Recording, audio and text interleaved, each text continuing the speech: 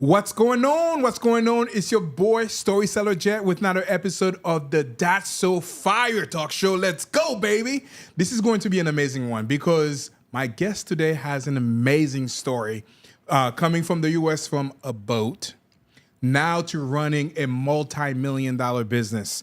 If you want to learn about, how to grow your business, like this show is for you. Super excited to welcome my guest Javi here on the show. Let's go, Javi. How's it going, man? Thank you so much for the invite. It's a beautiful set, and can't wait to give you guys some value and some information. Awesome. By the way, Javi drove all the way from Miami today on an amazing Maybach, which I cannot wait to check out outside, but drove all the way to Miami to be here on the show. So I'm super grateful to have you, and Appreciate I'm super it. excited to share with the audience today. So let's start by doing a quick introduction. Who is Javi Moreiro? So I'm essentially an immigrant, came from Cuba when I was about 11 years old. Did come in a I wouldn't even call it a boat, I'd call it maybe like a raft because it was very small. We were lost at sea for a couple of days, but thank the Lord, we somehow made it somewhere in the Keys. And little by little, I became an entrepreneur and then started, being focused in business. And then, here I am a couple of years later running a multi-million-dollar business with my wife. This is awesome. Yeah. Earlier you were talking about that the size of the boat was about the size of the desk right here. Yes, yes, very true. That's why it was very wavy. I remember being super thirsty, hungry. My lips were cracked. It was. I was also young. I was about 11 years old, but I remember being very rough. But like I said, thank God that we made it safe and we made it here. Yeah, I would love to dive a little bit deeper into that story a little bit. But one of my very first question, again, maybe we can talk about that in there as well. But one of my very first question that I always have asked people is their origin story. Yeah. So, what's your origin story? Like, how did you come to be the success that you are today? Well, from a bunch of failures, I would say. The main thing I thought that I wanted to be was a musician. So I was doing music for about over a decade, but never made any money, completely broke. Like my friends would buy me McChickens and McDonald's because I couldn't afford my own food. So I was the brokest person I ever knew. But then it came to a point in my life that I was essentially tired of who I was.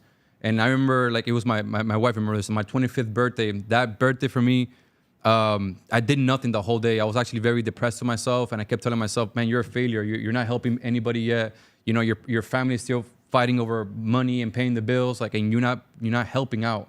And I remember that day, what I did, I read my first book. And I read that book in one day. I think it was Think and Grow Rich. And I was like, oh my God, there's so much knowledge in this $8 book that I got obsessed. And then at that time, I was doing a little bit of Uber Eats. And I just kept reading books. And I think I went through like 90 books in 1 year. And that completely 90 books in 1 year. Yeah. That's a huge feat. Yeah, I would just, because I was listening to them, so I would just devouring these books. And then little by little, I started changing my mindset because one of the main problems people have is you try to change, but you're surrounded by the same people. And then if you're surrounded by the same people, they're not having different conversation, you get the different results. The same results, I'm sorry. So in order for me to change my mindset, I literally had to take information from other people and started thinking differently. And that's when things started clicking little by little. But I got out of the music industry. Then I went into the rental industry. I could tell you a quick story about this. The reason why I got into the rental industry is because I took a trip to Colorado with my friends. And the barbecue of that cabin, beautiful cabin, really big. It was like 20 of us in this cabin. Gorgeous place. I go to Colorado twice a year. I love that place. But the barbecue was broken. And I called the owner of the Airbnb. I'm like, hey, the barbecue is broken. She's like, oh, don't worry, go to my next cabin. I'm like, go to her next cabin. We already paid this lady like $7,000, like 7.5 in 1 week. So I was like, her other cabin, I'm like, if she owns 2, she could own 5. If she owns 5, I'm like, she owns the whole neighborhood. I got traumatized. And then on the way back on the plane of that trip, I just kept doing massive research about rental property. How do I get into the real estate? How do I get into Airbnb? And I couldn't, but I saw I could get into the car rental space by just having good credit, And then the only problem was I needed good credit. And then me and my wife did Uber nonstop for about a month or a month and a half or so. We paid about $11,000 of debt. My credit shot up and I started borrowing a lot of debt. And then I started building my rental fleet, and then I'm going a little bit too fast, but then that led to us getting scammed, which I told you about. We lost over $600,000. Honestly, we trusted the wrong people. We were very gullible, very young in business. And when you're being successful, you almost want to bring people with you. And that was a fatal mistake because I brought too many people with me and that completely backfired. And then we had to create a new business to pay all that debt, you know? And that's what we started doing, kind of what we're doing right now. Yeah. We'll dive deep into all of these things later, but that was a very great summary of kind of the things that we're going to be touching on today and all the advice and all the lessons learned through that journey as well. This is going to be a fire show, guys. Let's go. Let's go. So taking back to your very origin story, can you talk to me a little bit about that journey from Cuba to the Keys on a raft? Well, my dad was trying to... My father wanted a better life for his kids, essentially his family. So we needed to get out of Cuba. If you guys don't know about Cuba, it's a communist country. We don't have anything over there. We don't have toothpaste. We don't have toilet paper. We don't have hot water. We don't have nothing. So it's very, very poor place. So my dad really wanted to get us out of there. And honestly, it was the third time him trying to escape of Cuba. And they all failed, except for this one. And I remember he didn't tell me anything about it because the second time we tried to escape from Cuba, we almost got caught. And we had to hide in... a sugarcane field for almost 2 weeks from the government of Cuba. And I was eating sugarcane for almost like a week and a half or so. And that kind of traumatized me, my brother, and the family. So when he wanted to hide it from us that we were going to leave again. But he masked it as like, hey, we're going to go to this park in this other side, part of Cuba. So we got to go. That's how he masked it. He didn't tell nobody. We all thought, my family and everybody thought we were just traveling to a different place. And then he's like, oh, we're going to go to this park that has roller coasters. And back in Cuba, I know here there's roller coasters everywhere, but in Cuba, it's like, oh my God, a roller coaster. It was like, oh my God, this is like, you know, the best thing that could happen. But then I see the park and we keep walking and keep walking. I'm like, Dad, why did we pass the park? It's right there. It's like, no, we got to keep walking. We got to keep walking. And then it was essentially like a bunch of trees. And then the other side of that tree, it was a beach.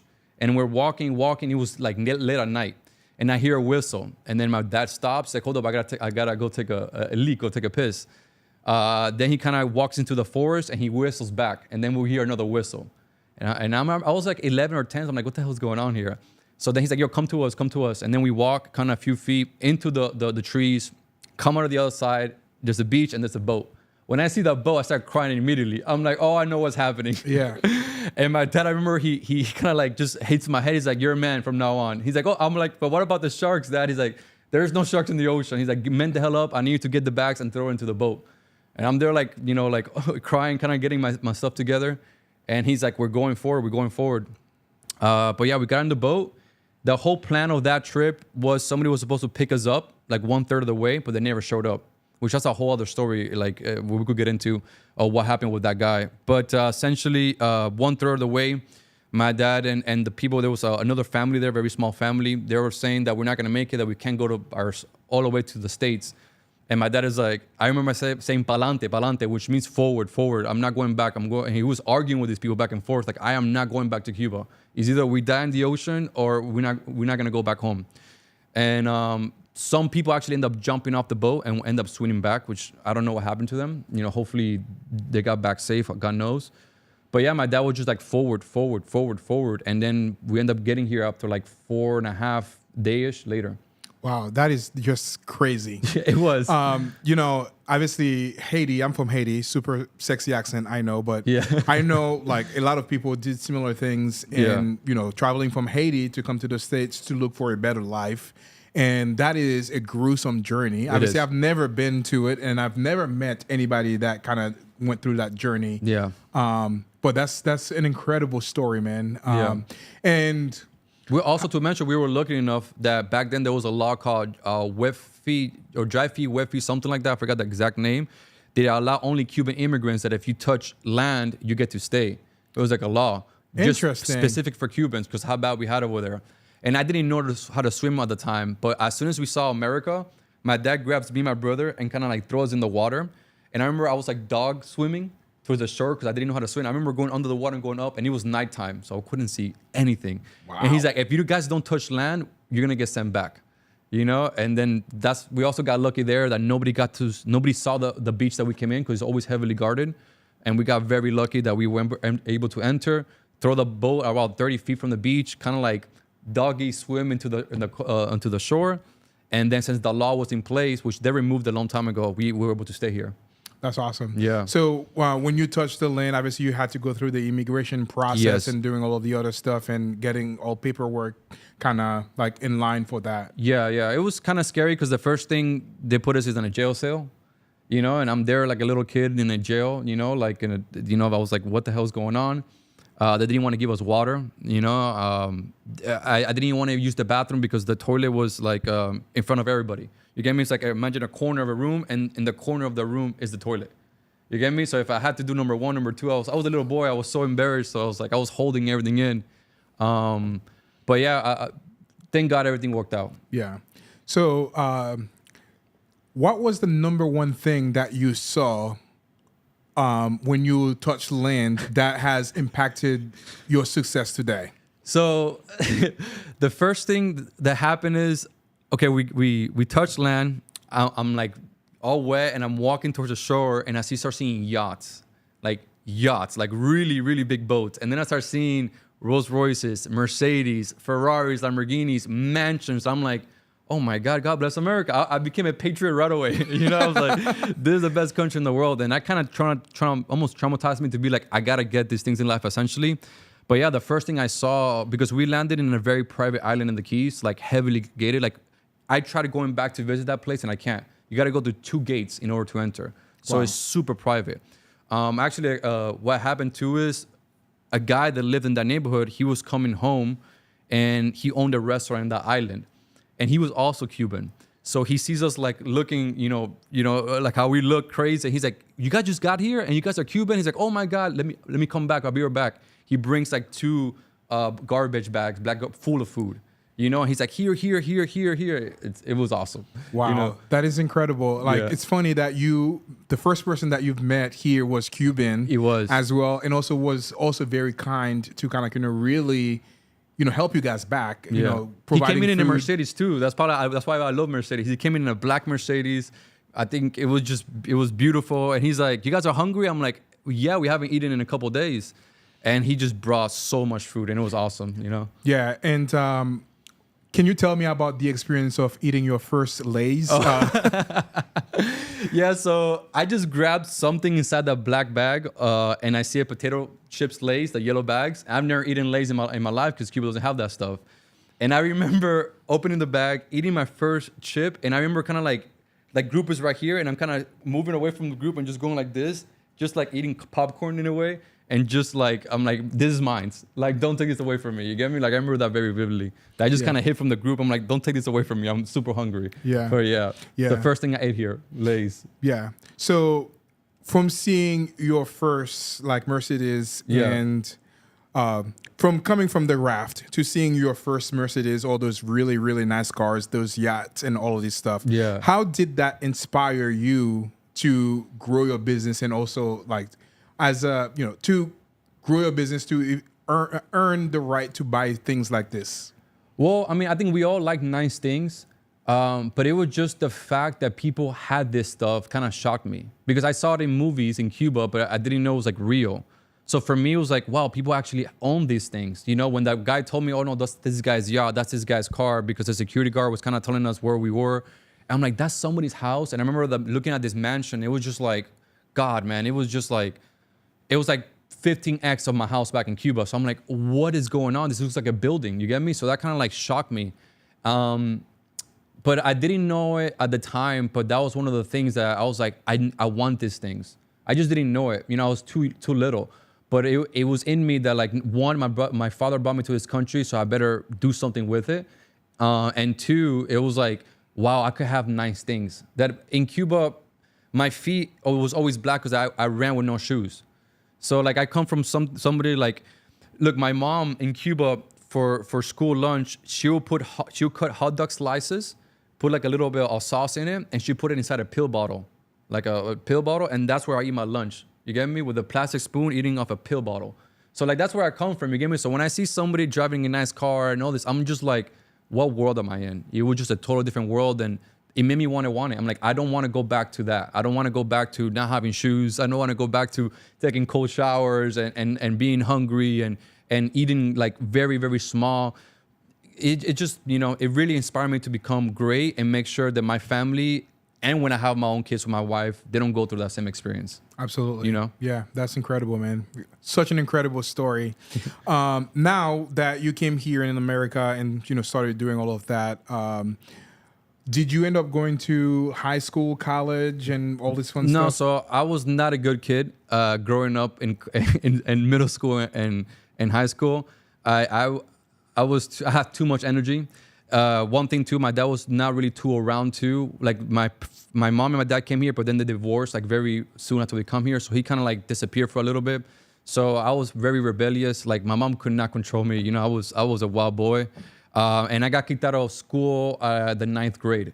So I don't even have a high school diploma. I didn't get a GED. Like my education, it's really bad. You get me? But I was not a good student. I couldn't stay still. I wanted to do more. I wanted to run. I wanted to climb trees, and in school it's like sit down and read this and answer this correctly, and that's just not my brain works. Now I understand is that they were trying to frame me into a mold it was not for me. That's why some school systems are not right for some type of people, some type of personalities, which back then people saw as rebellious, but for me, I didn't have anywhere to transfer my energy. So I was just, a wild kid essentially. So no, I didn't go to college and I didn't finish high school. Yeah. Do you sometimes, or maybe not at all from what you just described, but do you have regrets that you did not have those experiences, like going to college or high school at all? No, because no, not really. Not really, because I knew from the beginning school was not for me. And I don't know for anybody who's listened to this or went through this, that is maybe an entrepreneur, like I really felt inside like this is not for me. I didn't know what my future was going to entail, but I knew it was not going to be through school. I knew that from very early on. So I don't know what it was, but I just couldn't, I just didn't like it. I didn't like the way that we had to clock in. I didn't like the way that I had to sit down. I didn't like the way that I had to answer something the way they want me to answer. I didn't like the rules and the mold. And I just didn't know. I was too young to understand these things. But as I got older, I'm like, no, it was not the right system for me. Because I love learning now. Like I'm an information junkie now. So how come I was not learning the things I wanted to learn about? I bet if we were talking about, like I love history or science, if we was more focused on science and history, because there I had good grades, but everything else, it was horrible. I wouldn't just show up to school. So I just think it was the information that I was getting that was not, it was not motivating me. I didn't like it a lot. You get me? So yeah. So you dropped out of. I got kicked out. You got kicked out. Big fight. I got into a big fight, and the principal was like, "You gotta go." Yeah. Yeah. So what did you do after you got kicked out from being in the 9th grade? So I was always involved in music, and I was like, okay, now to go, because I got kicked out when I was like 16 or 17-year-old, and I'm like, okay, now all this time that I used to be in school, now I put into music. And I did that for over a decade, but like I said, it didn't really work out, but my true passion is music. I have instruments everywhere in my house. Like the first thing you see when you walk in my house is 3 guitars, like they're hanging from the walls. So like music is still one thing that I absolutely adore and love, but it wasn't the way that I was able to, essentially help my family out. It wasn't the vehicle. Yeah. But I love music. But that's what I did after high school. Yeah. So now you got kicked out of 9th grade. Obviously, you need to figure out how to make a way. Yeah. What was the biggest lessons that you've learned during those times, being a 16, 17-year-old trying to make out in life? There was no really big lessons here because for me, I was kind of like scatter-minded. I had barely no direction. I was very immature, essentially. I think the main reason why I felt in music is because I didn't treat it like a business. I didn't know anything about marketing. And it's funny now that the reason why I'm successful is because marketing and business. But at the time, I treated music just like I would just focus so much on the music that I didn't focus on the other part of the music industry. Like I was just literally 10 hours a day creating music, but no promotion, no business. Like that was the main thing. So I guess the biggest lesson that I learned from that decade of me doing music, that it doesn't matter how good your product is, if nobody sees it, nobody's gonna buy it, So that was part of the main thing that I got out of it, that you can have the best product in the world, but if nobody sees it, is it the best product? That's why you see some people, and you guys who are releasing might feel this, you see somebody that is way more successful than you and has an offer or has a product or has a service that you're better than them, but they're still more successful, is because they're better marketers than you. They have more promotion, they have more influence than you. And that was one of the main things that I was missing. Because I'm like, man, I like my own music, I felt was better than the music I was hearing on the radio. And I'm like, but nobody knows about it.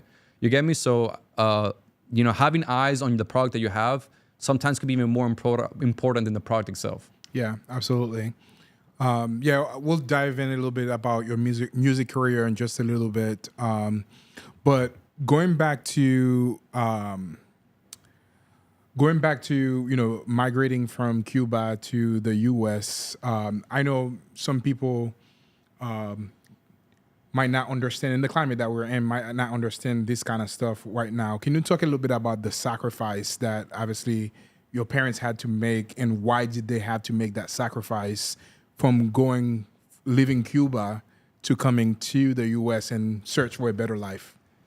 I mean, man, this is very sad because we had to abandon our family. And from the people that know me, the clients that I work with, the friends that I have, I am very family orientated, like extremely. Like everything I do is for my family. So being away from them, because when in the household that I grew up with my cousins, my uncles, we all live in the same house. And I have a very big family. Like when we do house parties right now, it's always in my house because I have a very big house. There's like 50 adults and like 12 kids running around in my house. And I have a pool that fits everybody, you get me? So like, and we constantly seeing each other. So I think that's why I'm even more family oriented now, because when I was a kid, I had that. And then we came to this country completely alone. You get me? So that was very difficult, you know? Good thing that over the last 20 years or so, we brought everybody from Cuba. I only have one cousin left. But we brought all those 50 people I'm talking about, we brought them one by one. Like my house was always, it was like an immigration home. There was always people staying over. But I think it was a huge sacrifice. I mean, God bless my father. He had the courage to say, we're getting the F out of here. And I admire him tremendously for that, you know, because he was brave and he took no. He was like, I'm not going back. I don't, to this day, still don't know exactly what was his main reasoning. I do believe it was mainly because he wanted to provide his family a better living, but I never got the chance to actually ask him, so what was the main reason that you never told anybody why you want to get out of there? Because he passed away recently. So, but yeah, it was a major sacrifice because being from a place that you know and you're comfortable, or not comfortable, but like, it's like you have your family, things are bad, but then going from like a whole different place, different language, you know, different everything, it's such a scary experience. Like me doing that as an adult right now, it will be such a like a scary experience. So I'm very proud of my mom and dad for taking that risk and saying, it's not about us, it's about the future, and their future was their kids. So Yeah.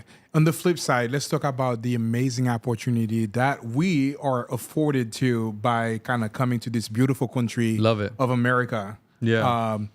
What has the United States do for you, and why, as an immigrant, that like obviously this country is, you know, amazing. Yeah, when I hear people complain about America, and I don't want to get too political because I'm not political at all, but I do hear people complain about America. And I'm like, just go to a third world country and experience it for a year. Then you come back and you're going to treasure the streets, the lights. Like, to me, turning on the lights in my house and it stays on, it's like, oh my God. Because in Cuba, I didn't have that. Having AC, guys, huge. In Cuba, we didn't have AC. If you're hot, you're hot. You sleep hot. You get me? So there's just small things here that it's almost guaranteed that if you open, you know, if you go to a fridge, there's water. If you turn on your lights, they actually turn on. Those are things that you get so comfortable with because you don't see it like, oh, they're always there. But when you come from a place that I did, that those things are not there, you appreciate the small things. And not only that, that is very small.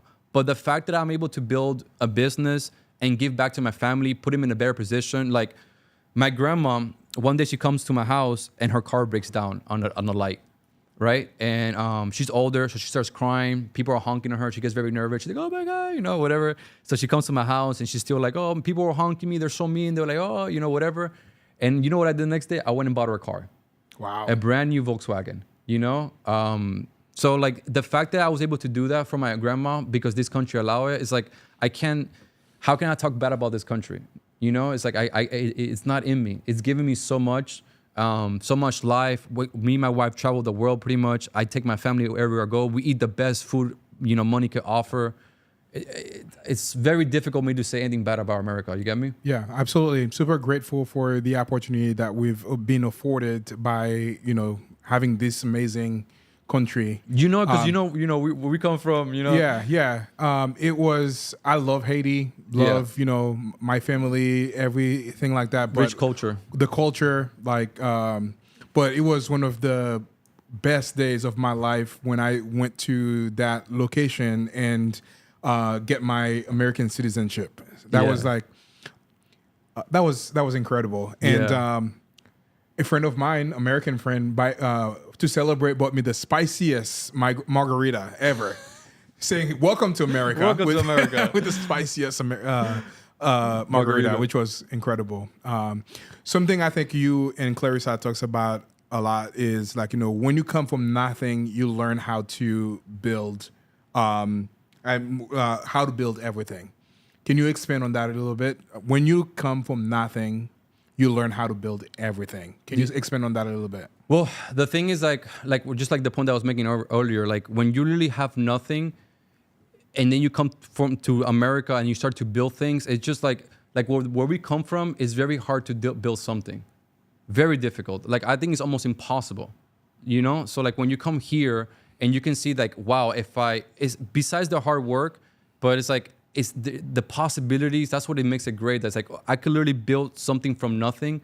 That's what I think that what this country offers. I'm sure there's multiple countries that offer the same thing, but that's why I love this country, because literally I'm able to build something from absolutely nothing, So Yeah. that's like the special thing about this country, Yeah. What would you say to immigrants that comes to America that are throwing away that opportunity that they've been afforded to? The first thing I would do if I was them is change the information you're listening to. Like I said earlier, like I couldn't change my mindset because I was surrounded by my friends from high school or my family that to this day still talk about things that doesn't really move them forward in life. So if you come from a different country, the first thing I would do is start to read books, start to go into masterminds, start going to meet people that are doing things that you want in your life. And don't get advice from people that you don't want to be. Like my mom, love her to death, but I don't take her advice from anything except for relationship advice, because she's been with my stepdad for like, a couple of decades or whatever it may be. But for anything else, I'm like, Mom, like when she talks about money, business, or what, I'm like, thank you, Mom, for the advice, but I don't listen to it. Because I know she's trying to say it from the goodness on her heart, but it's not the right advice. So the problem becomes that you come to this country, you start listening to your circle, but your circle doesn't really know the best advice possible. And that's where a lot of people feel stuck, because they're feeding each other information that's incorrect. So one of the first things I would do is look for information outside your circle, like books, masterminds, or mentorships, or just YouTube. Just the fact that we have AI and YouTube right now, there's no excuse. Like we live in the era of information. If you're stuck, it's because you want to be stuck, because there is information to get unstuck. But don't get the answer from your circle, because usually they're not right. Yeah, absolutely. Yeah. Thanks for sharing that. So fast forward now, you started your music business and that was a failure. What was the biggest lesson that you've learned from starting a business that was a failure? Like I said, it's not always about the product. If you're not being heard or you're not being seen, it doesn't really matter. That is the biggest lesson. Like, because from every business that failed, you should get a really big lesson that you apply on the next one. And then usually, because every business I've had and failed, the next one grew even faster. But the biggest lesson that I got from my music is because I had the math scientist brain that I'm just in the lab cooking, you get me? And that's cool, but nobody ever got to hear the music. I was missing the marketing portion of the business. I was missing the business behind the business, you get me? And that will be the biggest lesson for me, that I wasn't ROI driven, profit driven, because I'm a creative mind, creative spirit. So we kind of say like, no, like I'm a free spirit. You get me? But that mindset kind of kept me broke, because I wasn't treating music like business, and music is still a business. Yeah. So I will say that was my biggest lessons, that just because the music is good doesn't mean that everybody's going to listen to it. Yeah. So yeah. Awesome. So now you got out of music and you got to do The rentals stuff. Correct. And you shared a little bit earlier about the story on how you got there. Yeah. What was the biggest hurdle that you faced when you were starting that rental business? It was just my credit. When I learned that if you have a certain number on a screen, people lend you money, I was like, oh my God, right? Because I'm like, I just got to get this number on a screen to this number and people will lend me money, because I come from nothing. So on the way back from that trip on the plane, I was just like, I bought for the internet on the plane. So I was just doing a bunch of like Google, whatever. And they're like, you need good credit. I'm like, and then I remember my wife was like almost half busy. I'm like, babe, we need credit. She's like, what are you on about? You get me? I'm like, babe, we need credit. So then we got home. We had about $11,000 of credit card debt. And like I said, we did Uber for almost like a month and a half. nonstop. Like I'm talking about 10-hour days. Like I'll do like 8 hours, then she'd do like 2 or 3 hours. You get me? And we did that for almost like a month and a half, put like 20,000 miles on my car. I gathered like 11,000, paid all the debt back on the credit cards. My credit shot up to like 760, something like that. And then literally the next day or the next day after that, whatever, I started borrowing millions of dollars of debt. That is incredible. That is also a story of like relentless pursuit of like you have a dream and you want to achieve it and you actually work hard for that. Yeah. What advice would you give to people? They want to achieve the biggest thing. They want to drive the Maybach. They want to do like all these beautiful things. Yeah. But they are not putting themselves out there or grind enough to kind of achieve that dream. What advice would you give them? I think the biggest problem, because like I do a lot of consulting for companies, and I think the biggest problem most entrepreneurs have is they lack focus and they lack, essentially what to focus on to increase the chances of them being successful. And usually when I look at a task, I ask these top 3 things. How close is, like, what is the percentage that this is going to become closer to my goal? That's the first question I ask. Let's say if I have 10 tasks on a list, right? Which one do you decide to do first? And I go through this kind of framework. Number 1, what is the percentage that is going to get closer to the goal, right? So the higher the percentage, the more urgency you have. Question number 2, what proof do I have that this is the thing that I need to do, right? And then the number 3, is this a one-time build or an ongoing build? And the perfect example would be like, a one-time build is like setting this studio, right? You set it up once, it probably took you a month to set it up, but once you set it up, it's done. An ongoing build is something you have to keep working on and on and on. So for me, I like to focus on one-time builds, and then I go into ongoing builds. So that's kind of the framework I use in order to make the right decisions. Because most people, they lack the focus on, because I talk to a lot of entrepreneurs that tell me, Javi, I'm working all day, but I'm not growing my business. And that is because they're focused on the wrong activity. There's something we call revenue generated activities. Yep. And most entrepreneurs are so caught up with busy work, that so they can feel good. Oh, I did a lot of work. But that's the bad thing and good thing about entrepreneur. There's nobody looking after you or telling you if you're doing something wrong or right. That's why most business owners pay for masterminds, consulting, because they have this problem. They don't know where to put their energy. So I would say focus is probably the biggest thing that's holding you back. Because if you have focus, and you can work backwards from the goal, inversion thinking, essentially, for me was, okay, I need to build a rental fleet. Oh, I can't afford Airbnb right now because I needed more, but I could afford using my credit to get in cars. Okay, how do I get cars? Okay, I need good credit. Okay, how do I get good credit? I need to pay my back debt. Okay, how do I pay my back debt? I need to work, my ass off. Okay, how do I work my ass off? Okay, let me do Uber. You get me? So you work down the list of things to do to achieve the goal. So you work backwards from the goal. So if I didn't have focus on how to get to the goal and kind of like a structure or essentially a plan to follow, I wouldn't have been successful. But I'm very analytical and I'm very self-aware. That's one of the small gift that God gave me. So that was probably why I was able to do it too. Boom. That was amazing. I appreciate that. I would like to expand on that a little bit. You talk about revenue generating activities. Correct. What are some of the revenue generating activities that somebody should do? Like, I know a lot of us, we focus on the shiny object. Yeah. And I've recently learned about that term, revenue generating activity, from my friend Tom Kroll from Coaching Inc. Yeah. Because we focus on a lot of the shiny object. We like, the lady in red. Yeah. Building the websites, doing all the other stuff that really doesn't add value yet. Yeah. So what are some of the revenue generating activities that people should be focusing on if they want to build their business? Well, before I talk that, you got to go to the framework that I just said, the 3 questions that I asked, because if, let's say we have a larger goal, right? Is the activity that I'm doing feeding into that larger goal? And what is the percentage of, that activity is adding to the goal? You get me? That's what the most people don't think. They're just working all day and they're not really thinking about it. So, but the biggest revenue activities anybody could do is marketing and sales. Those are the 2 main drivers of the business. You need marketing to generate traffic, and you need sales to convert that traffic into cash. So if somebody focuses, and then of course there's sub areas of marketing, like what is marketing? Marketing is the process of turning a stranger to a client. Okay, what is the process of turning a stranger to a client? Okay, it could be essentially 4 ways to get clients. You can do warm outreach, cold outreach, you could do content, or you can do paid ads. So you can pick one of the 4 and go, very deep on one of them. But you just gotta do things that bring revenue to the company. And the 2 main one is always marketing and sales, hands down. Mock drop over here.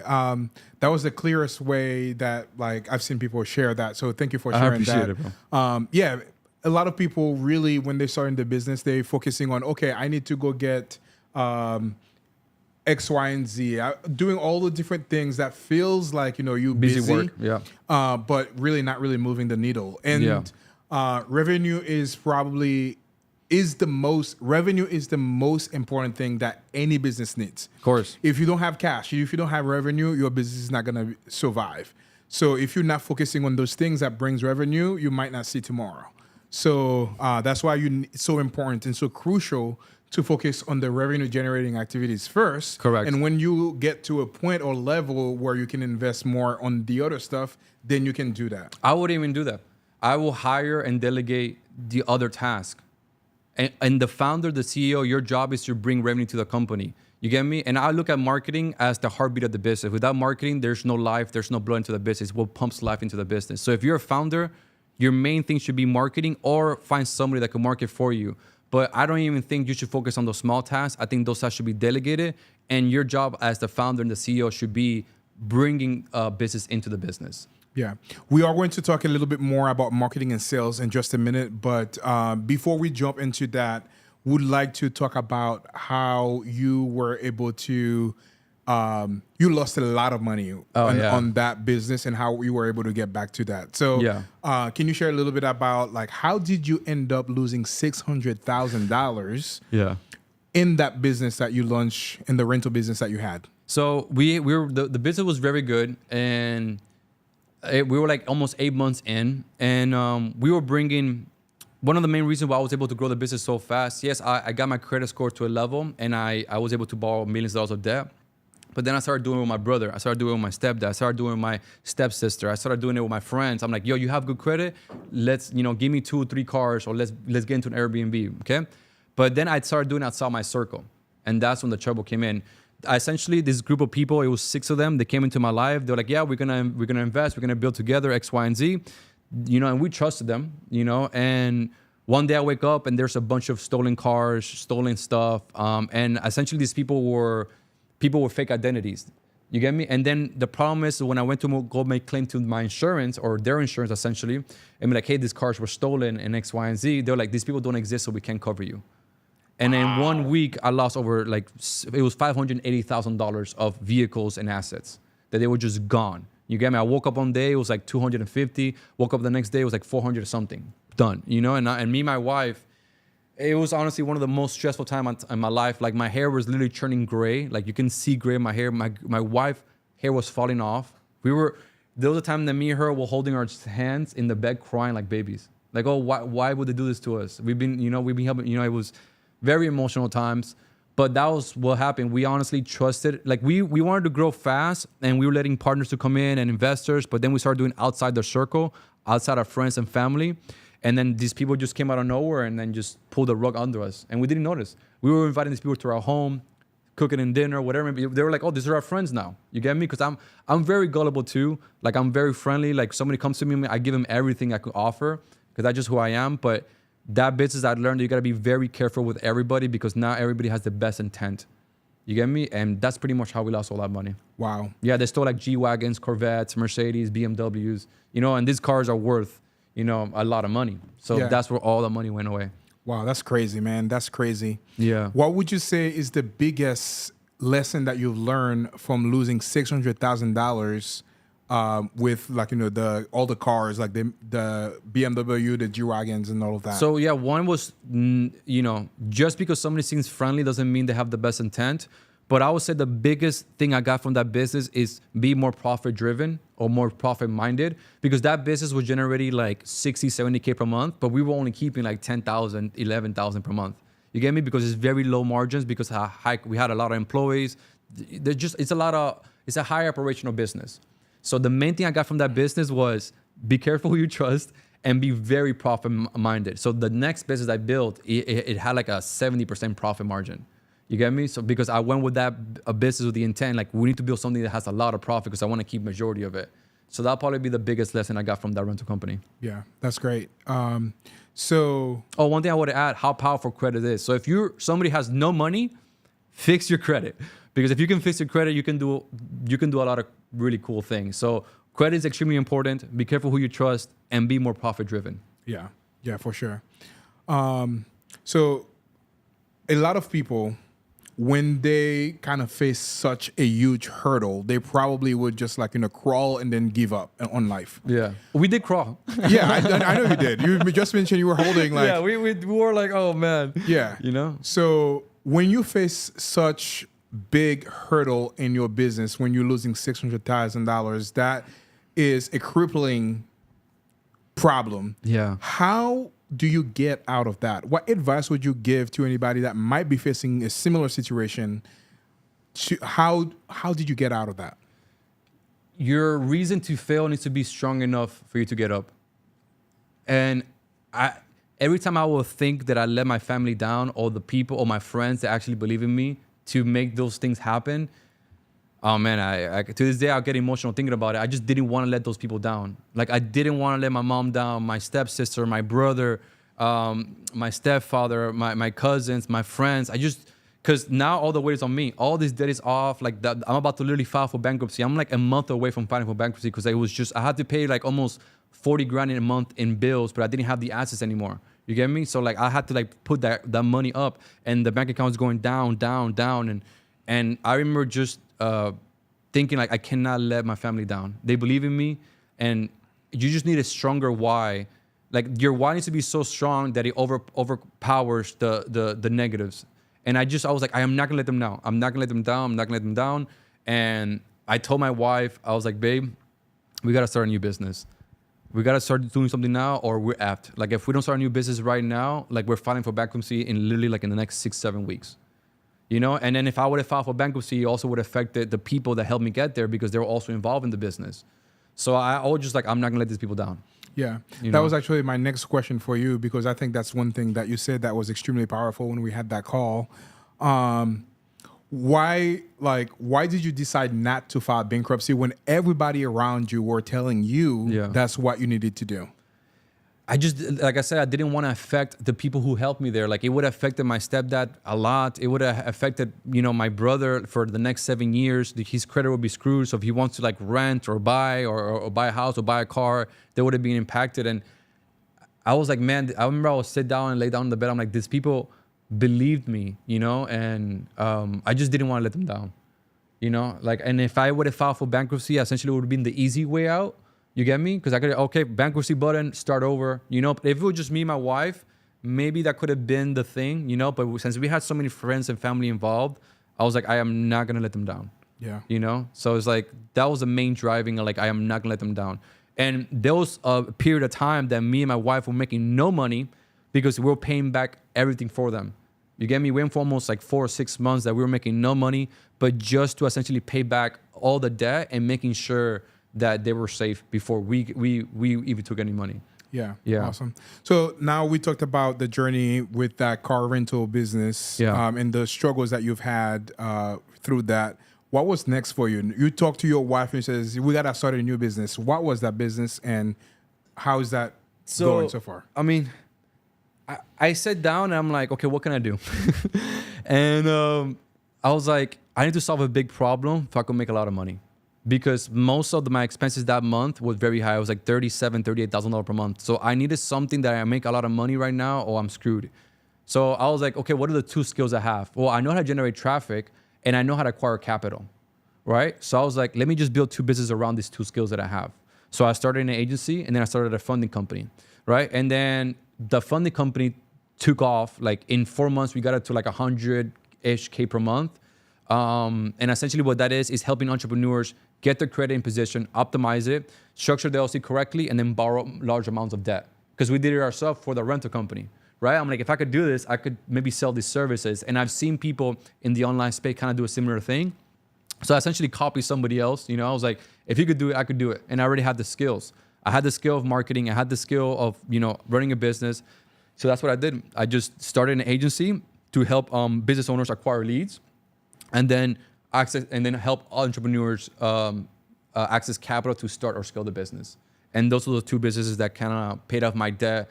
I paid the debt back within a year or so-ish, maybe a year or 4 months. And then after that was, here I am like 3.5, 4 years later, actually.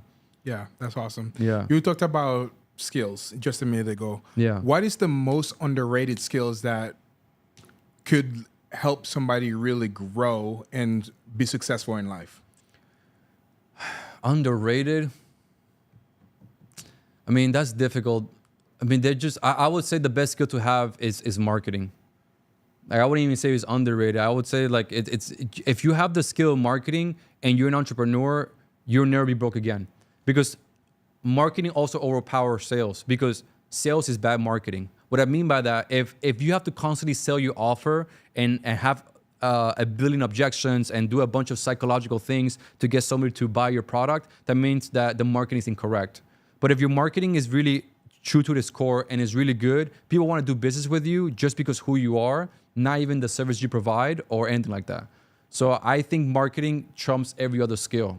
And I mean, maybe I might be biased because it's a skill that changed my life, but I think if you're a really good marketer, it's very difficult to not make money. Awesome. Yeah. So from your funding business, Yeah. what is the most, what is one thing that people are not aware of from, like, growing their credits or, like, getting their funding that could potentially change the game for them? Well, that you can access large amounts of capital if you have good credit. And at 0%. If you guys don't know, like, if you have a good LLC and a good business and a good credit score, you could get approved for $100,000 of 0% for like 18 months. And the best thing about the 0% is that, let's say if you spend let's say you spend $50,000 of that 100, you pay 1% of the money you use.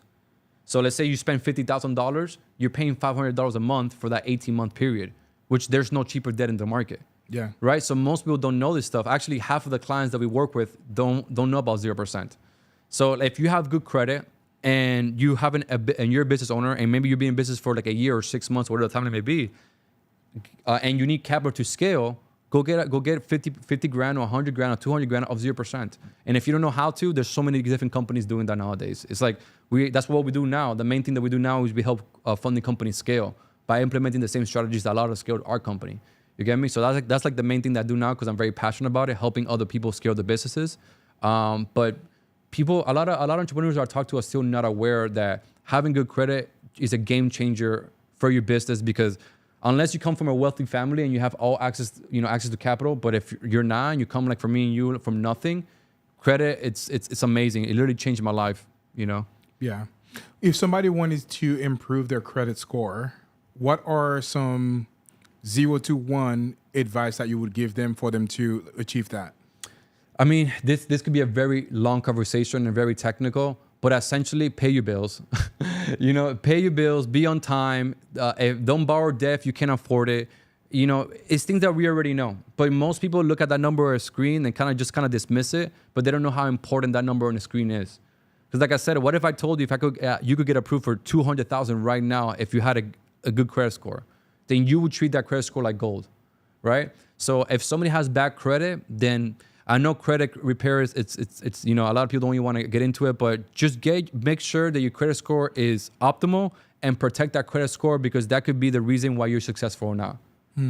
But the nuance of how to get to that good credit, I mean, I need to look at a profile and then give you a scenario, but there's someone now using AI, you can get a survey. There's so many ways. If you want to remove, let's say you have 20 hard inquiries, there's so much information out there how to remove those hard inquiries. So you can be back over 700, right?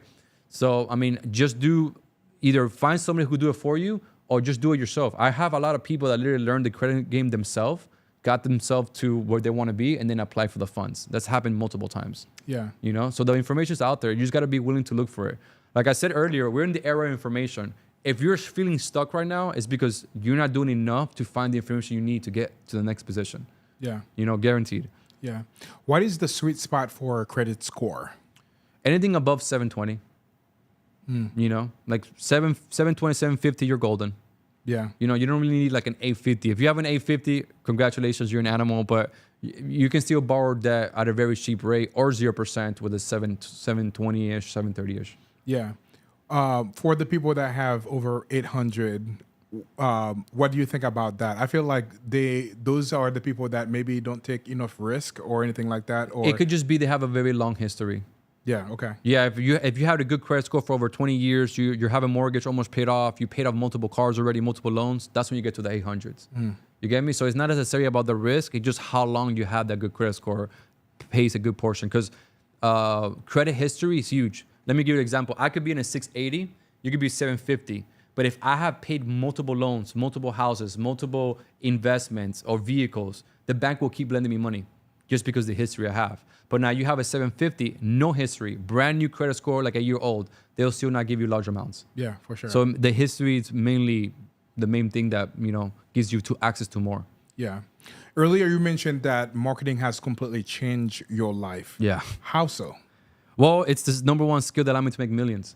Like if there's one skill that I could say, because of this, I did this, is marketing. Yeah. And the reason why people pay me a lot of money, because I'm very expensive to work with. I'm not gonna say I'm cheap. I'm probably, if I find somebody that's close to my price, I increase it by 50%. I want to be very expensive because if somebody pays for my services, they're gonna definitely get an ROI.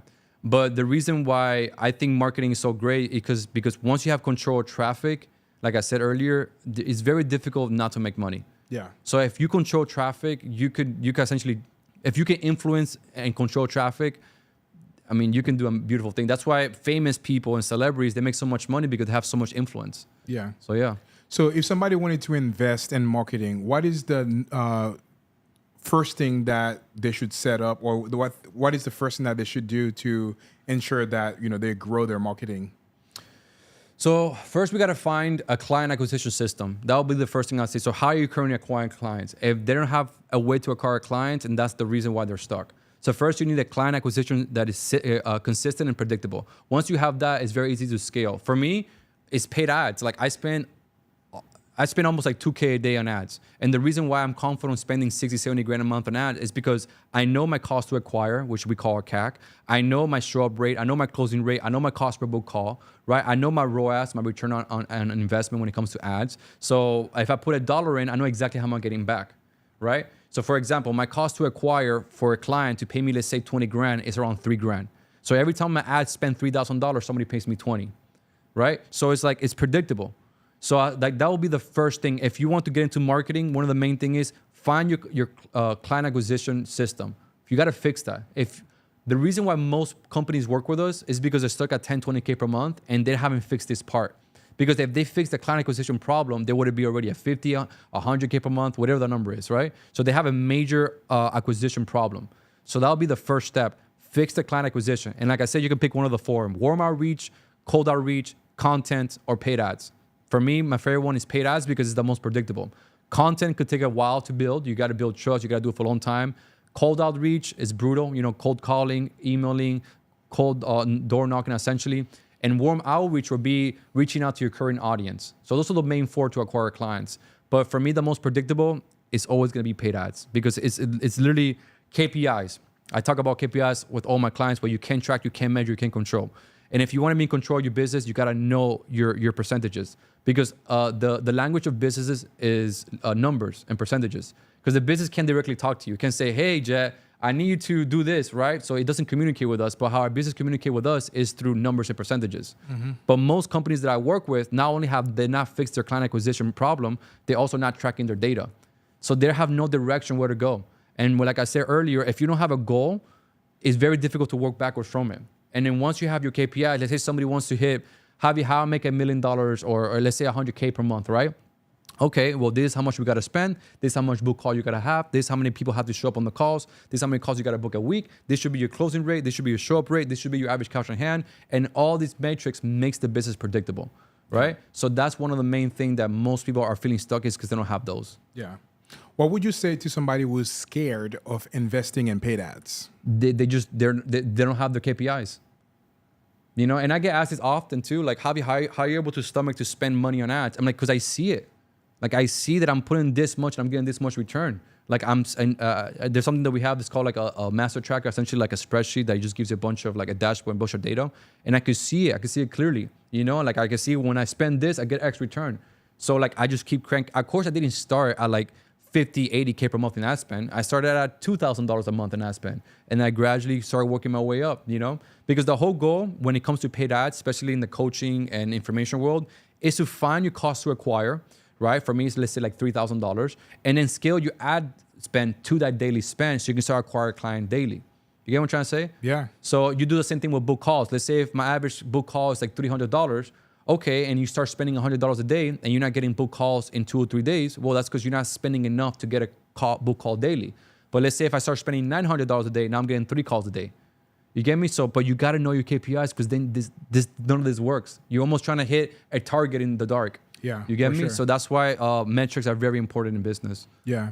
For somebody who is not familiar with ads, what would you suggest them? What would you tell them on how to get started? And what is the first thing that they can do to start investing in ads? So one, I wouldn't recommend to do it by yourself.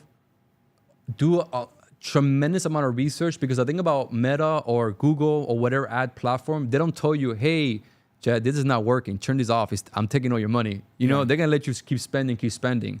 So either get somebody that could help you or just do so much overwhelming research that you can feel more confident on starting because it's not that it's difficult to run ads. It's pretty easy. Making ads is a little bit harder, but managing the ads, it's very technical. But if you don't know what you're doing, you lose all your money. Yeah. You get me? At that point, we'll be gambling. Yeah. So what do you see is working the best right now in the world of ads? The creative is the targeting. What I mean by this, be very careful what you're saying on the ads because Meta's algorithm. So Meta has over 52,000 data points about us. I don't even know 52,000 things about myself. I maybe know 20, but 52,000 is a lot. So these platforms know a lot about us. So depending on the words that you're saying on the creatives in the ads, that is the targeting, right? So be very careful what you're saying on your ads, right? So like I had a client that said on his ads, if you're getting denied for credit cards, I will show you how. And he kept getting very bad leads because on the ad saying if you're getting denied. So he's already getting people that are getting denied on approvals, right? Because they might have whatever scenario they may be, right? How we fix it, like say business owners with a 740 credit score that are making over 100K per year that wants to get 250K assets or capital, right? Just change the language and now the quality of leads improved. Yeah. You get me? So be very careful what you say, which is what we call copy. Be very careful with your copy, which is the words inside the ad, because that is the targeting. You know, and make sure that when you're doing an ad to always call out who you want to work with. Like if you you know Waldo?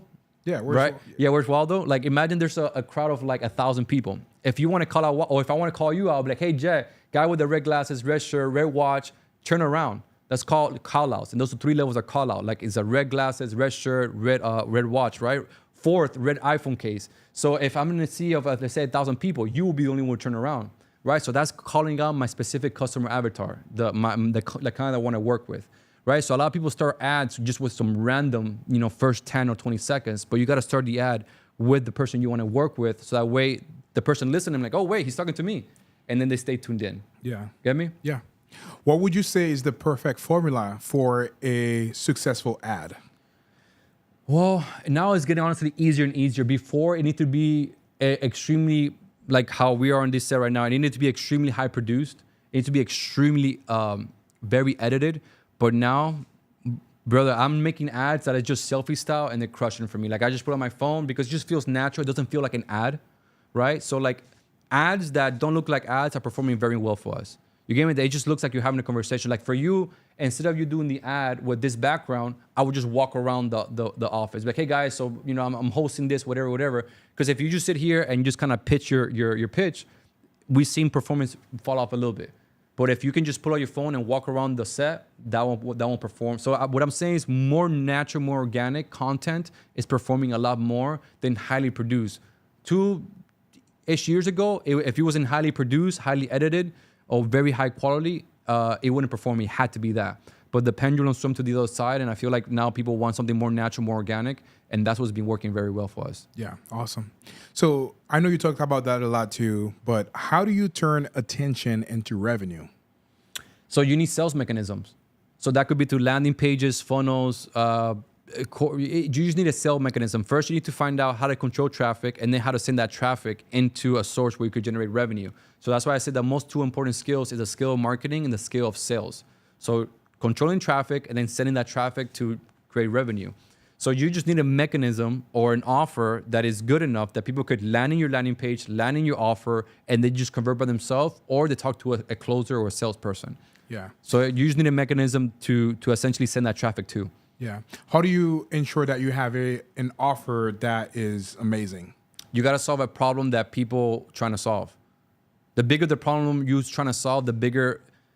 So the reason why somebody might be broke right now, let's say if you're working 9 to 5, is because the complexity of the problem that you're solving for that business is small, right? So the bigger of the problem that you're trying to solve, the bigger, the more money you'll make. Why I think Elon right now is the richest person on earth. He's sending people to Mars. He has the Tesla because he wanted to eliminate gas cars. He's putting people a chip on people's brain for they could finally move or act again. Huge problem. So depending on the complexity of the problem you're trying to solve will equal to the amount of money you'll make in that industry. Yeah. So if you want an offer that you make essentially a lot of money, you got to pick something that you're solving a very painful problem for an individual. So that way they give you money so you can solve that problem. So the smaller the problem, the smaller the payout, the bigger the problem, the highest chances are you to make more money. Absolutely. Why do you think most people or most businesses fail at sale? Because they're treating sales as, so for me, I love, you know, the saying of B2C, B2B, right? Business to business or business to customer. I like H2H, human to human. And most salespeople forget that they're speaking to a human. They're just trying to get a paycheck, they're just trying to get paid out. So when it comes to sale, I would say the biggest advice I'll get to anybody, the discovery phase, the first 10 to 20 minutes of the call that you're having with that prospect is the most important. Because a lot of people, they deal with the objections, right? But if you handle the discovery phase correctly, you wouldn't get any objections. Man, I've sold $15,000 packages, $25,000, $50,000 packages. And sometimes this calls take 10 minutes. But that's because the marketing is really good, right? But essentially, if you structure your sales calls by being very you know, like it's just like, oh, if they say this, then say this. If they say this, you say this. Like very like technical, very whatever. It's like they lost the human aspect of it. And if you think about it, if you're just talking to another human on the other side with a problem, let me give you a better analogy. When you go to, let's say you're feeling sick, you're a patient, you go to a doctor, does the doctor pull out a script? They don't pull out a script. They just ask you a series of questions to identify what problem you have, diagnose you, and then give you the solution. That's how I look at sales. So you come to me on my sales calls or one of my closers, one of my team members, we're essentially diagnosing you in the first 10 to 20 minutes. We don't need a script for that. We have a framework of questions to ask to find out that person's qualified or not. But it's not a robotic process. It's not like if they say this, say this. If they say this, you know, which I don't really like that way, you know? It's very like robotic. I like it in the sense that like if a patient comes to a doctor, the patient asks a series of questions to identify what is the problem and here's the medicine. And then it's up to you to decide if you want to take the medicine or not. I don't force anybody to join my program or work with us, you know, under our agency or whatever company we will have, right? So it's essentially the prospect or the lead comes to our way, we diagnose what the problem they have, we offer them a solution, and then it's up to them to say yes or no. That's how I treat sales, a human and human interaction. Yeah, that's awesome, man. Yeah. So we are almost the end of the show over here. It's been a fantastic time. I appreciate it, man. And in just a few minutes, we're going to have your wife come and share a little bit about her story and the things that that she's working on as well. It's been an incredible show. Like you provided so much value. Thank you. I appreciate it. You have a mastermind or inner circle. Can you talk a little bit about that as well? Yeah, so we have, you know, twice a year we do masterminds where we gather essentially 10 to 20 entrepreneurs in our industry, and then we go around the world or even America and just get together and mastermind together. I like masterminds just because we go one by one, what problem do you have and how we solve it, right? So I really like that, and it's very interactive. As we were talking about earlier, AI is getting so advanced and so, you know, insane that it's using the human element of it. So I think in the future, programs and coaching services might decrease in value, but the human interaction is going to increase. So masterminds, events, you know, workshops, those are going to be very valuable in the future as AI keeps taking over. So that's my personal belief, but that's what we do on at least twice a year. Now, my Inner Circle program is where we take already funding companies or credit companies. Essentially, if you're in the financial industry, even tax companies or insurance businesses, we essentially go from 10K per month to 50K per month, from 50 to 100, essentially just scale the crap out of their businesses, right? And then we have our lowest tick offer, which is our school community. It's for anybody that wants to learn the funding industry or the funding game. And that one's a very small ticket. It's $99 a month, where there you can essentially fund yourself up to 50 to 100 grand. You can learn the funding industry. If you want to sell that service, you learn everything there. So those are the 3 offers that we provide. Incredible. Incredible. Later on, I'm going to ask you for the people that might be interested in learning about that, how they can get a hold of you, or how can they get, Cool. hooked with, your mastermind or your inner circle. Beautiful. But before we move on to the 3 to 5 questions that I always ask every guest, why I love masterminds. I love these types of organizations and all of that. Yeah. Why do you think is so important and so crucial for people to invest in masterminds or the right coaching group or community? It's what I was saying earlier. The information you're receiving is more valuable than everything. Sometimes proximity changes everything. Because let's say if you're in disbelief that I'm making this amount of money, but then when you're around with like 10 other, 20 entrepreneurs, they're all like saying, oh, but I have this problem because blah, blah, blah. Like, again, these people are like, holy crap, this is real. And I remember the first mentorship I joined, I would jump on the Zoom calls. It wasn't even a mastermind. It was just like Zoom calls coaching. And I remember this guy talking about 25K per month, another guy 75, another guy 150, another guy 300K per month. I'm like, what is happening right now? How are these people making all this money? And that being around those individuals, and there was different interests too. Like there were e-commerce and real estate and crypto, all this stuff. But proximity is everything. Because like I said before, sometimes if I would have gone to, let's say my brother, and I love my brother to death, and I'd be like, hey, Danny, I want to be making 100K per month. He'd be like, what the hell are you talking about, bro? We don't do that. That's for millionaires or whatever. Just, I'm just saying, give you an example, right? But if you go that and you say to the right person, like, hell yeah, you can. Here's somebody who's doing it right now. Hell, here's someone who's doing $1 million a month. Here's someone who's doing $2 million a month. Yeah. You get me? And some people might even tell you, bro, you're thinking too small. Exactly.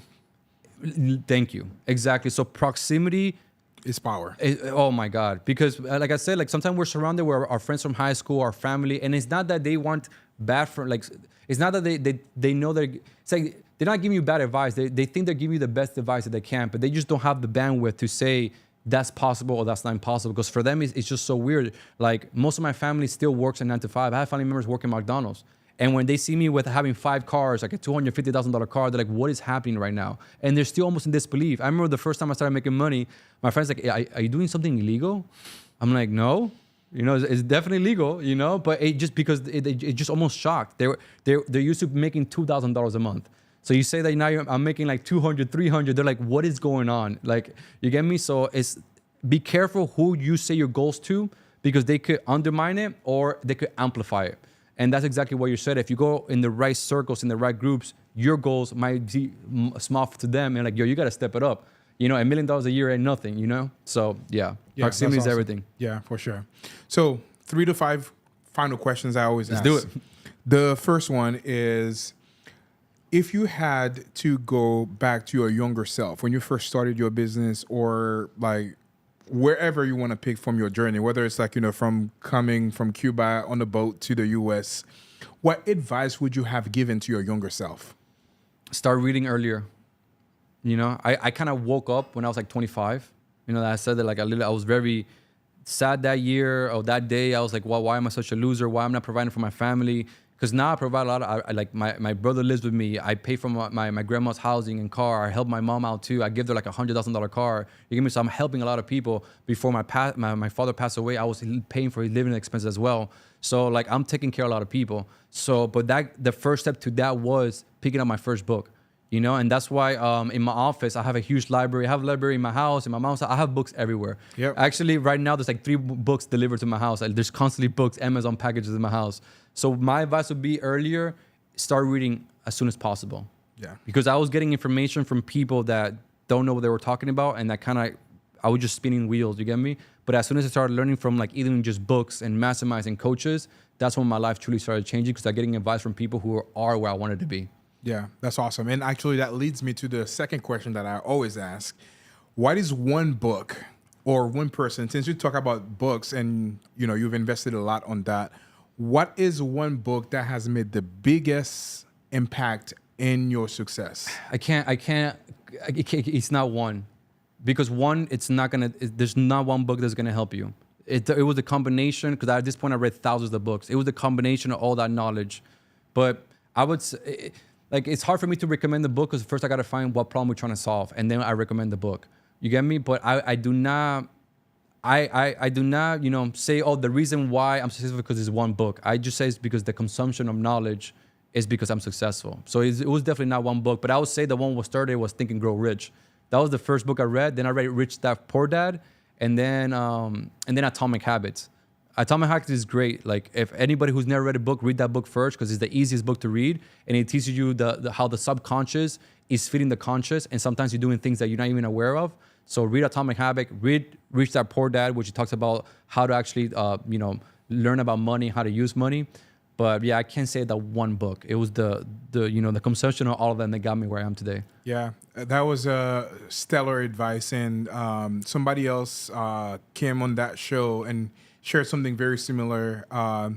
He has a very successful business and actually works with Russell Brunson Nice. as well. Russell's insane. And and one of the things that he said was exactly what you said is like, I cannot recommend a book to you. I'll have to know what problem that you're trying to solve so I can like know what disease that you have so I Exactly. can recommend the medicine for you. Yeah, yesterday I did like I was outside in my backyard smoking a cigar or whatever, and I had like an hour there. And I asked, oh guys, on Instagram, ask me any question you may have. I got like 50 questions asked, and somebody was asking, what AI should I use? And I told them the same thing. Well, it's not about giving you a list of AI. What problem we're trying to solve? Then I could give you the solution. Yeah. So it's the same thing. Yeah. Yeah, I'm surprised that a Cuban is smoking cigar in his backyard. Yeah. Honestly, I got, I don't know. So I bought this. Well, I didn't buy it. I'm renting now. I'm planning to buy it way later on because I don't think it's smart to buy real estate right now. But I got this beautiful house, and I told my friend, I don't drink either. So, and I don't smoke, I didn't smoke. And my friend was like, this is about like 2.5 years ago. And I'm like, bring cigars and bottles, just like to celebrate. But it was a joke. And he actually brings bottles of alcohol and cigars. And I'm like, I took a little sip of alcohol. I'm like, I cannot do this. I smoked my first cigar. I'm like, I could enjoy this, And then the rest is history. Yeah, that's awesome. So third question is, if you had to go back to day one, what would you have done differently? I would say to start reading earlier, but I don't want to, as I say, rock the boat too much because the events that I went through made me who I am today. Yeah, I would say start accumulating knowledge earlier. That'd be the one thing I would change because then I probably would have been way more successful now because I feel like I started too late. Like at 25, 26 is when I need to do something with my life, So what I would do differently is start educating myself way earlier. Yeah. Way earlier. So I went to this mastermind recently. There's a 16-year-old making an F ton of money, right? As a 16-year-old selling AI systems. I'm like, oh my God, what is going on? 16. And then I went to another mastermind in Colombia like 6 months ago. There was two 18-year-old girls making like $120,000 a month selling products on Amazon or e-commerce. I'm like, they're getting younger and younger. It's insane. So I think that was my main thing. I started way too late. I could have started at 18 or 19 or 20. You get me? But my mind wasn't there. Yeah. So the earlier you start, the less you can work when you're older. Yeah. I feel like I already know the answer for that next question that I have, but I'm going to ask it anyway because that could be valuable for other people. Go for it. What is your $1 million advice to anybody that is watching this? Oh man. I would say solve a problem that is big enough that will change your entire life. So find a problem that is very big that you feel confident you can solve, and then market the hell out of it. Yeah. So just look for something that a service, a product, whatever it may be. Find something that people are struggling with, solve it for them, and market the hell out of it. And I promise you're going to be successful. Yeah. What do you hope your legacy to be? I haven't really thought about that, but if anything, I would like my family to think of me as somebody that, worked his ass off to help them. Like my wife has this beautiful quote that she gave me. She's like, "Oh, you're like a candle that is burning, but while it's burning, I'm getting goosebumps talking about it." But she's like, "You're like a candle that while it's burning, you're giving light to others." So maybe something along those lines. Yeah, that's awesome. Yeah. And one thing I always ask people too, when they come over here and has tattoos, over there you have some nice ink over here. Yeah, it's just one tattoo. It's just one tattoo that's connected. No, that's why I tell people how to do it. How many tattoos do you have? I have one. I have one. Yeah. That's funny. So this is my brother. So when we were young, he bought a tattoo gun, and I was his experiment. Oh, really? So Wow. this is a product of my brother learning. See, like look how bad this tattoo is, you know. But that was his first tattoo ever. Wow. So that's where that comes from. It was just we were just too young, and since I thought I was gonna be a musician, I was like, whatever, you know, Yeah. tattoos are cool. If I knew I was gonna be a business owner, I probably wouldn't have done this, especially my fingers and my neck. I would have not done that. But I was dead sure that I was gonna be an artist my whole life. Yeah. So yeah. Yeah. Do you have any special meaning to any of them? Yeah, they all have something. Yeah. You know, like one of my favorite ones is Amor Fati. I don't know if you know what that is. I do not know what that is, but amor, I know what amor stands Yeah. for. So Friedrich Nietzsche is a German philosopher that he came up with the term amor fati, and that essentially means love of fate. And bad or good, whatever happens to your life, if you are in a negative state of mind because of it, you're not a lover of life. And in order for you to love life, you gotta take the good and the bad because it's all same side of a different, you know, same coin, different side. Yeah. So they just means love of fate, you know. And it's a constant reminder because I've gone through some ups and downs in my life. You know, just last year, a lot of people that were very close to me passed away, and I just look at it and I just like, it's just life, and you want to be a lover of life, not a hater of life. So you have to love fate, and you know, so it's just amor fati, love of fate. You know, good or negative, this is just life. So accept it as it is. Don't judge it. Don't feel too negative. Yeah, you can mourn, you can be sad, but don't let that dictate your whole entire life because it's just life. Yeah, that's awesome. For anybody that wants to connect with you, that wants to learn more about your businesses, how can they do that? So we have a YouTube channel that's called Javi and Cla. You can search it, or Javi Marrero. You can look me up and I'll go there. Or search JAV, so Javs Marrero, and that's my Instagram. So that would be the best way. I have all the platforms, but I'm mainly on Instagram and YouTube. Yeah, for sure. Any parting advice to anybody watching this? I would say be resilient, focus as much as possible. Don't lose track of anything. Don't listen to people who or you do not want to be. So if your cousin, best friend, mother, sister, whatever, if they're giving you advice and that's not where you want to be, don't take it from them. I know it's hard because these people love us and we love them, but take advice from people that where you want to be because they'll give you honestly the best advice. So relentless focus and start learning and reading as soon as possible also, I would say too. Yeah. The faster you start learning, the more educated you are, the better because school didn't give us the tools to be an entrepreneur. They give us the tools to be an employee. So you gotta start, you gotta break all that mold and start teaching yourself other things. Yeah. You've mentioned taking advice a couple of times already. And one of the biggest advice that I've gotten about advice is from my friend Tom Kroll from Coaching Inc. I'm a member of that mastermind. Shout out to Tom Kroll. Super excited to attend their event in April. That's going to be in Orlando. But his biggest advice about like taking advice to other people, he says you should never take any advice from those other people. You have to take advice from 5 people. Those who love you, those who regulate your industry, those who pay you, those you pay, and then the last one is those I can't remember the last one, but that's 4 out of 5. So I call that a success. Yeah, you good. But those are the types of people that you need to take advice. I like that framework. To who you love, those who love you, those you pay, those pay you, those who regulate your industry, and then those who I forget the last one. Yeah. No, that makes a lot of sense. I like that. Yeah, I like that framework. Yeah, for sure. Man, it's been such a pleasure having you on the show. It's been Thank a you for having me, fantastic man. time, fantastic story and journey, and I am congratulations on your thank success, you, bro. man. It's you're an Congratulations inspiration. on the set. This is a beautiful place you have I here. appreciate that, man. Yeah, I mean, coming from Cuba with nothing to achieving what you've achieved, that's a huge feat, and I congratulate you from that. And I appreciate it. I wish you the best to continue to grow, to continue to crush it. So I appreciate you it, bro. on the show. There you have it.